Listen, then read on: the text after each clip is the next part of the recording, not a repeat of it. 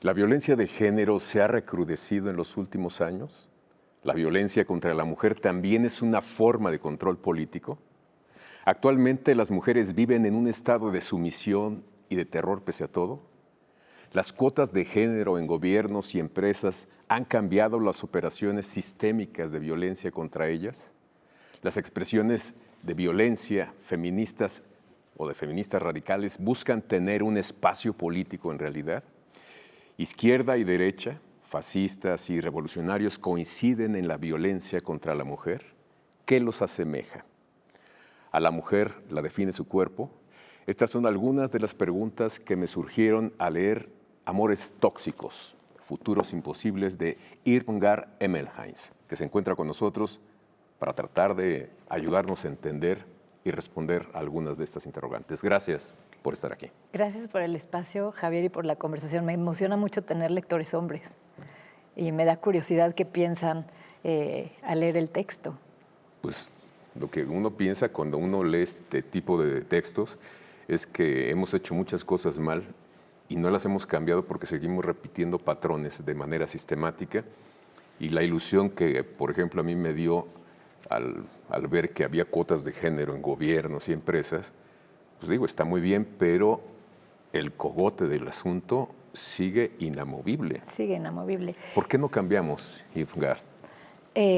Yo creo que tiene que ver con que todo nuestro sistema, nuestra civilización moderna occidental está basada sobre la potencia masculina que se ejerce sobre la tierra y sobre los cuerpos de las poblaciones originarias. Estoy hablando de la colonización como el origen de la modernidad, en la cual el hombre europeo considera que esos territorios y esos cuerpos están disponibles para ponerlos al servicio del capitalismo. O sea, la mujer es colonizable. La mujer es colonizable. Puedo tomarla por eso cuando yo quiero. Claro. O sea, eso estaba hablando en otra entrevista justo, ¿por qué hay el abuso intrafamiliar a las niñas? Porque los hombres, algunos hombres se creen que tienen derecho de ejercer ese abuso sobre las niñas simplemente porque son de ellos, porque son parte de su familia, ¿no? Y a veces no entienden que es abuso y que está mal. Están cosificadas, digamos. Sí. Y como esta cosa de propiedad, entonces no han cambiado las cosas, y también tiene que ver con... un libro maravilloso de Friedrich Engels, en donde dice que el origen de la opresión de la mujer es la privatización de la tierra, porque cuando se privatiza la tierra la empiezan a detentar los hombres y se empieza a heredar por la línea paterna. Entonces los señores se tienen que asegurar que los hijos son de ellos, y es el comienzo del policiamiento, la vigilancia de la reproducción de las mujeres, ¿no? Exactamente, pero si hay esa claridad en ese razonamiento, ¿por qué la izquierda, que es una lectora, supongo, de este tipo de autores, sigue reproduciendo ese problema? Esa es una pregunta fabulosa, porque en el libro hago como una genealogía de cómo las mujeres se han involucrado en las luchas políticas, específicamente en los años 60. Comento algunos testimonios de guerrilleras de los años 60. Son brutales. Son tremendos, pero ellas dicen además que la lucha feminista era secundaria a la revolución, que el objetivo principal del comunismo en los años 60 era lograr la revolución, y que era una cosa burguesa y una cosa secundaria, que creo que es la posición actual del presidente, esa visión obsoleta del feminismo. Y las mujeres hablan de unas secuelas tremendas, ¿no? Y de que no tenían una figura o un rol, que se tenían que de cierta forma masculinizar y ser como el Che, o ser señores revolucionarios violentos, ponerse al tú por tú con los hombres, y si no, las relegaban a hacer actividades que eran menos glamorosas. Y incluso hay uno de una mujer escritora que Régis Debray en Cuba no leía sus textos, ¿no? Tremendo, o sea, no las consideraban como pares. Y esa historia está viva en la izquierda, ¿no? Y en muchos movimientos, incluso en la revolución, pues las famosas Adelitas, que eran las que pues, eran compañeras sexuales, eran las que llevaban la comida o la hacían, las que cuidaban a la prole. Así es. La reproducimos de otra manera, ¿no? Así es. Y por eso estamos emputadas y hartas. Es cierto. Bueno, y lo escribes, es un ensayo que me llama la atención porque tampoco tienes pelos en la lengua. No, y además, ¿sabes qué? Es el primer ensayo de la editorial El estar escrito en lenguaje inclusivo, que lo uso como de forma experimental y no sistemática, porque también lo estamos implementando, estamos jugando, estamos experimentando, viendo cómo nos sentimos usando este lenguaje. Entonces eso se refleja en el libro. Me llama la atención la estructura del libro, que son como postales, como flachazos así de reflexión, con unas reflexiones realmente profundas, tocando autores, haciendo lecturas de procesos como los de la familia de Bray y todas las contradicciones que implicó en su proceso, digamos, revolucionario, y lo que le pasó a su hija, que fue fatal. Pero veo como instantes, como instantáneas, para tomarnos el pulso. Cuando terminaste de escribir el libro, o cómo supiste que habías terminado de escribir este libro, porque pues como que hay otras zonas que podrías haber tocado. Cuando me mandó la editora una fecha límite y yo leí como todo lo que pude y me puse al día de la escritura de mujeres y de las exposiciones, porque el libro trata de estar muy al día. Es muy 2022, como que justo cuando salió había publicado, ya no alcancé citar a El Invencible Verano de Liliana de Cristina Rivera Garza, que es brillante, pero alcancé a hablar de Tamara Tenenbaum, de una exposición en MOAC sobre la maternidad. Entonces quería hacerlo contemporáneo y muy presente, y hacer como una invocación a mis amigas imaginarias y reales para conversar con ellas en el libro, ¿no? Y pensar los problemas. Conversas con muchas autoras y con muchas víctimas también. También, sí. Es terrible el diálogo, bueno, ese intercambio que nos propones como lectura, porque nos hace ver las cosas con una crudeza realmente terrible. Pienso, por ejemplo, en el libro, hablas de otro libro, de las mujeres asesinas, en donde también hay un diálogo que dices, wow, o sea, son zonas que no estamos acostumbrados a ver y menos a reflexionar, nos quedamos como, digamos, en el asombro, pero son cosas que debemos ir desmenuzando poco a poco para entender por qué reproducimos eso. Y entonces, como dices, el libro tiene diferentes texturas o tesituras o estilos del lenguaje o de escritura, no sé cómo llamarlos, y recurro a esa diversidad de formas de escritura dependiendo de lo que quiero tratar de entender. Entonces, por ejemplo, cuando hablo de la agresión como una cualidad de la cual los hombres han tenido históricamente el monopolio, y una mujer violenta, agresiva y enojada es loca, la encierran en un manicomio, la ven mal en la sociedad, le dicen aguafiestas, porque claro, las mujeres como víctimas y sufriendo nos vemos más guapas, pero enojadas no somos aceptables en la sociedad. Debe ser mujer. Entonces, Alia Trabuco Serán, esta escritora brillante chilena, habla de las asesinas, que son mujeres que cometieron asesinatos, que tienen que ver con entramados de violencia de género y que responden a eso, y que la sociedad las exonera porque es insólito que una mujer mate, ¿no? Bueno, por eso invoco a Alia Trabuco Serán. No, y hay otras zonas que también ocurren en Francia. Tenemos que ir a un corte y regresamos contigo.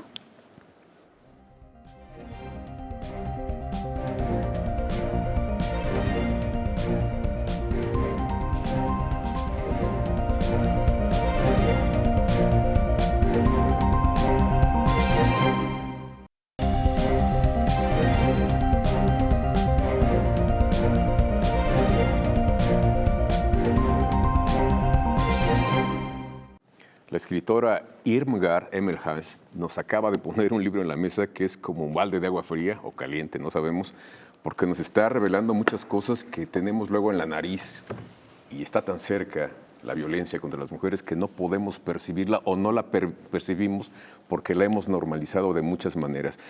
Y hay una parte en tu libro, Irmgard, en donde hablas del concepto de ser mujer. Lo hemos manejado de muchas maneras, por la cuestión biológica, ahora por la cuestión química, pero hay muchos más elementos. ¿Qué cosas nuevas has visto en este reflexionar sobre el cuerpo de la mujer? Ok, bueno, claramente las mujeres, las feministas, muchas feministas nos rebelamos en contra de esa noción esencial del ser mujer y de estar determinadas por la función biológica y por la función reproductiva, que es un problema que se planteó ya Simone de Beauvoir hace casi 100 años, en el que decía, las mujeres somos cuerpo y los hombres tienen el privilegio de trascender y ser conciencia y razonar, y las mujeres estamos sometidas a la función reproductiva con migraña, con los dolores menstruales, y no es hasta la menopausia en que nos emancipamos y podemos también elevarnos y trascender y ser conciencia, ¿no? Y de hecho sí, el terreno del pensamiento, del arte abstracto, de la razón, es un campo peleado para las mujeres, y hablo de eso. Pero desde el punto de vista de varios feminismos, el ser mujer no es una esencia. Está también, por ejemplo, la postura de Judith Butler, que dice que es un constructivismo cultural y que te puedes apropiar el género como si fuera tu forma de vestir y tu forma de mover, tu lenguaje corporal, y así construyes tu propio género, ¿no? Pero yo sí creo que hay como entre lo masculino y lo femenino, que son rasgos biológicos claros y visibles, hay como todo un rango de juegos y de multiplicidades de formas de ser que no necesariamente deberían de estar ligados al binarismo de género, ¿no? Que designarlos como binario a mí me parece profundamente violento y como una cárcel. Y que además ahora hay que pensar que el complejo farmacológico industrial y la basura y los plásticos nos están modificando morfológicamente con hormonas sintéticas y entonces tampoco podemos entender qué está pasando con nuestra biología, ¿no? Piensa también en los anticonceptivos o en la testosterona para la menopausia y las hormonas que consumimos en el medio ambiente. O sea, estamos mutando también, por lo cual es como mucho más complicado entender el género hoy en día, ¿no? No, y hay binomios muy, o sea, que no los había yo vislumbrado, pero que tienen mucho sentido cuando te leo a ti. Y es, por ejemplo, este binomio pornografía e industria farmacéutica. Es una combinación, es un cóctel fuerte. Eso es tremendo y ese es un planteamiento de Paul B. Preciado, un filósofo trans español, que dice que lo que determina nuestra sexualidad hoy en día son estas hormonas sintéticas y que consumimos junto con la pornografía y eso nos están dando una construcción de lo que es la sexualidad. Pero es una industria, una y la otra. Son dos industrias, sí. O sea, todo está íntimamente ligado al capitalismo. No nos podemos relacionar con lesotres si no es a través del consumo, que eso es algo que debemos de plantear como debate urgentemente, ¿no? ¿Y nos lo planteamos? ¿Es posible? En un mundo en donde todo es consumible, ¿no es muy utópico? Sí, el libro es completamente utópico. Todo mi libro es una utopía que además escribí durante la pandemia, que me pareció muy buena idea dejar el trabajo productivo y dedicarme a la cocina y al trabajo de cuidados, que además es algo contra lo que las mujeres nos hemos rebelado históricamente, porque el heteropatriarcado nos confinó a los trabajos domésticos, ¿no? Pero encontrar gozo en eso, tanto hombres como mujeres, nos sirve para arraigarnos, para sanar, para echar raíces. Para mí es el principio del futuro de un mundo nuevo en donde tal vez no tenga sentido dedicarse a escribir, no lo sé. Como que esa angustia atraviesa también el ensayo, ¿no? Esa angustia de sentir el futuro muy precario, muy incierto. Pero esa es digamos, la tónica de nuestros días, ¿no? La incertidumbre. Y ahora también en cuestiones de género. Se ha multiplicado. Hay muchos grupos marginales que tienen su forma de definir su cuerpo, por ejemplo. Que es como yo lo veo como batallas ganadas, o sea, tener la capacidad de ser quien uno quiere ser. De disentir o imaginarse como creemos ser. Claro, pero para que pueda haber un futuro posible, sí tenemos que cambiar las estructuras de la sociedad, que como te estaba explicando hace ratito, lo que sostiene la vida es un modelo de depredación en contra del medio ambiente. Consideramos a la naturaleza como un recurso y eso implica que está ahí para que lo tomemos y lo usemos, ¿no? Y no hay reciprocidad con el medio ambiente y por eso estamos al borde del cambio climático. Y tampoco como que el capitalismo hace que todos estemos enfocados en autoexplotarnos y en salir y generar un salario para sobrevivir. Y eso hace que compitamos en el campo de trabajo, que estemos alienadix, y que haya como esta crisis de relacionalidad en la que abro en el libro, y pues así como nos vamos a sentar a conversar para cambiar el futuro. Que además los movimientos feministas están muy divididos también, y eso tiene que ver con esa incapacidad de relacionarnos y de pensar en relaciones más allá de la transacción.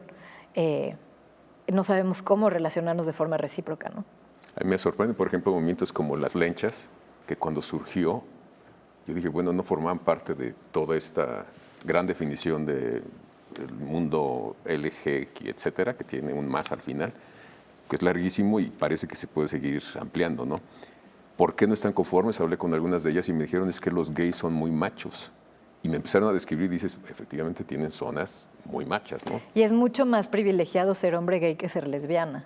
O sea, los hombres homosexuales todavía son más visibles en la sociedad. Las lesbianas seguimos siendo como una aberración social que nos cuesta circular. Bueno, es que ser mujer es el sexo de segunda, ¿no? Es el sexo de desechable. segunda, sí. Pero también entiendo que decidieron separarse y formar su grupo porque los feminismos y las luchas por el género también son diversas y plurales y no es como un par de zapatos que nos ponemos todix, ¿sabes? Es como cada quien por lo que va luchando y hay que tener en cuenta esa interseccionalidad en los movimientos y las diferencias de clase y de origen también, obviamente. Bueno, eso también es claro. Las feministas chiapanecas dicen que no es lo mismo ser feminista chiapaneca que de la Ciudad de México o de Monterrey. Exacto. Y de clase media y Y de clases blanca, también. ¿no? ¿Cómo podemos, digamos, vislumbrar cuál es la ruta en común que debemos seguir o que deben seguir los grupos que sean? Mira, actualmente en su mayoría las mujeres se movilizan muchas mujeres se movilizan a partir de la idea que somos víctimas de violencia de género y que el Estado nos tiene que mirar y nos tiene que resarcir y hacer algo. Y claro que la violencia de género se tiene que legislar y se tiene que castigar y se tiene que perseguir. Sin embargo, como víctimas nos vemos más bonitas, como te decía hace rato, y para mí me parece brillante la tesis de las argentinas o el planteamiento de las argentinas de concatenar la violencia de género con la violencia de la tierra. Y eso podría ser un significante en común para empezar a tejer lazos, a entender y a tejer lazos también entre los diversos feminismos, ¿no? Más allá del significante de víctima, que hoy yo siento que el victimismo es la ideología dominante, ¿no? Y ese deseo de ser reconocida por algo mayor y que, bueno, ahí nos vamos a la idea del emprendedor neoliberal, que las mujeres para ser emprendedoras primero nos tenemos que empoderar, ahí hay otra desigualdad, en fin. No, hay muchos temas. Tenemos que ir a un corte y regresamos contigo.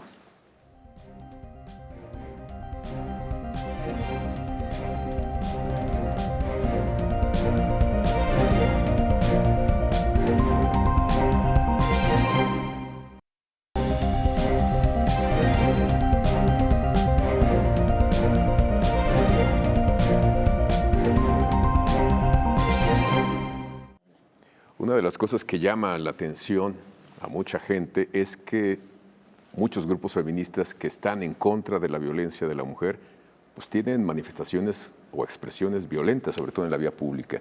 ¿Tú qué piensas de esto? A mí me encanta. Yo me siento vindicada y si tuviera 20 años me pondría una capucha y salía a romper cosas. Me parece hermoso y simbólico porque están, de hecho, apuntando a la complicidad de las corporaciones y el Estado-Nación con mantener la maquinaria heteropatriarcal, ¿no? Y el pacto patriarcal. Entonces, simbólicamente me parece muy efectivo y yo lo comparo con las pétroleuses históricamente, que son las petroleras francesas. Durante la Comuna en 1871 incendiaban y salían a quemar cosas para justamente enunciar que no estaban siendo parte de los procesos políticos y ellas querían tener voz y voto e incorporarse también a la toma de decisiones durante la Comuna, ¿no? Entonces, para mí es una expresión que también señala ese vacío, señala la furia que traemos todas por dentro, que ya estamos hartas, que nos están matando y estamos impotentes y enojadas, pero en el libro también pienso que necesitamos pensar en un después y organizarnos, y el libro también lo pienso como unas semillas de qué hacer después del Me Too, qué hacer después de la marcha, qué hacer después de haber salido a romper Que se han cambiado cosas, sin duda, han modificado claro que han el cambiado espectro, cosas, claro. y el Me Too sí ha sido un avance impresionante en el... Bueno, hay empresarios y hay funcionarios que han dejado sus puestos precisamente por el Me Too. Pero fíjate que yo creo que la cancelación a largo plazo no es efectiva. Entonces, pues yo conozco un colectivo donde pasó unos casos de abuso tremendos y lo que hicieron fue ir todos juntos a terapia de grupo, como que a tratar de entender. Y estamos hablando o exponiendo en el espacio público las mujeres todo el tiempo nuestra herida, y eso también es algo del determinismo de género, ¿no? Pero los hombres también tienen una herida. Y esa herida genera esa violencia hacia las mujeres. Entonces, creo que los hombres también tienen que ir a trabajar esa herida que sigue perpetuando la violencia hallar la manera en que la sociedad repruebe categóricamente esa violencia y que se rompa el pacto patriarcal de los hombres que se protegen unos contra otros y sigue... ¿cómo romper ese pacto? Porque son formas de ser que ya están. Con digamos, mucha educación, claro. O sea, es la educación. Con mucha educación. ¿A través de qué? Y mucha sensibilización, porque los jóvenes están aterrados. O sea, no se atreven a agarrarse de la mano ni darse de besos, ni hablemos de ir a la cama. Están ellos y ellas aterrados. Entonces, pues con mucha educación, sensibilización, también hay que desconectarse de redes y estar en contacto con los y las otras, ¿no? En espacios de diálogo, mucha terapia. Como que creo que como sociedad nos debemos que la terapia sea algo parte del bienestar, la salud mental, la terapia. O sea, en sistemas de salud ellos tendrían que apoyarnos. Las escuelas. Las escuelas obviamente también. ¿Qué otras zonas podrían apoyar, digamos, para ver las cosas o enrutarlas de otra manera? También los contenidos digitales y en el cine, ¿no? Que también han cambiado muchas cosas. Bueno, el cine ha modificado mucho, ¿no? Ya existen, por ejemplo, los gays y las lesbianas. Exacto, en el cine, en las pelis. Ya están como de moda ahora, ¿no? Sí. Pero Entonces, es algo que estaba como hecho de lado. La producción audiovisual yo creo que también. Pero es que imagínate, prendes el radio y las canciones son súper violentas. Sí, claro. Y no puedes como... Y son de amor. Y son de los amores tóxicos. Pero justamente, pero ese amor herido que se repite en las canciones que escuchamos tiene que ver con la herida primaria de la ruptura del lazo con la madre que hace que los sujetos entren en el heteropatriarcado, ¿no? Entonces, según la filósofa Lucha Regaray, esa es lo que hay que sanar para acabarlo de derrumbar. Sanar la herida de la separación violenta con la madre y con el cuerpo de la madre. ¿Qué nos propones, digamos, como sociedad, como personas individuales, que podamos hacer para modificar eso que nos ha llevado a zonas realmente de violencia terribles? Mira, a mí me parece fundamental que pensemos que México, concretamente como una sociedad todavía basada en estructuras coloniales y de castas, que pensemos que la gente que está en posiciones de poder y privilegiada, la mayoría de las veces ha sido criada por mujeres indígenas, a quienes históricamente se les ha ejercido violencia y hay un racismo. Y para mí eso genera también la impunidad y la indolencia, también contra el despojo, desplazamiento forzado, migraciones masivas. Y entonces, bueno, ahora las migraciones están llenas de mujeres, muchísimas mujeres en varias partes del mundo. Reconocer esa violencia contra el trabajo primario de cuidados yo creo que es un paso importante. Y otras cosas. Más allá del seguro social, ¿sabes? Más allá de la píldora. Más allá de la píldora. ¿Qué otras cosas ves que podemos modificar? Ya nos dijiste de educación, necesitamos un sistema de salud que también nos apoye, digamos, a través de terapias con programas específicos para ver que las mujeres son iguales que los hombres. Hacer una huelga de consumo de juguetes que marcan el género, ¿no? Porque hoy en día vas a las jugueterías y hay juguetes que son de niños y de niñas. Yo cuando era chica, los Legos eran neutrales de género y ahora hay Legos para niños y para niñas. Entonces hacer una huelga contra el consumo que determina el género también. O sea que tenemos mucha chamba. Muchísima chamba. ¿Y hay grupos que estén trabajando en estas zonas? ¿Grupos de feministas, de lesbianas, de no sé? No creo. ¿No? No. Las universidades tendrían que tener esas zonas, porque son zonas de reflexión, ¿no? ¿Sabes qué? Yo soy docente y en una de las instituciones donde doy clases no me han dejado dar mi clase con perspectiva de género. Entonces yo creo que en todas las licenciaturas una introducción al género es indispensable, en universidades públicas y privadas. Inclusive desde prepa estaría muy bien. Bueno, es algo muy nuevo, por ejemplo, en la UNAM, que es una universidad gigante, pero ya existe. Pero está el CIEG y existe como algo aparte del resto de las facultades. O sea, yo digo, como tienen que tomar inglés, tendrían que tomar una clase de género. O sea, para todos. Para todos y todas. Como una materia común. Sí, claro. Todos deben. Claro. Los que estudian matemáticas y física e humanidades. Sí. Y ahí también sería también el comienzo también para paliar o prevenir el abuso, ¿no? Y la falta de consenso en las relaciones. Pues algo más que nos quieras compartir, Irmgard. Que espero que el libro sirva como una semilla para poder pensar en un futuro que ya no sea tóxico. Es una semilla muy explosiva y qué bueno porque tenemos que ver cosas que a veces no queremos ver y a venos ni siquiera nos habíamos imaginado que estaba frente a nosotros. Gracias por esta conversación. Gracias a ti. Y gracias a ustedes por habernos acompañado y los esperamos aquí la próxima semana en Debate 22.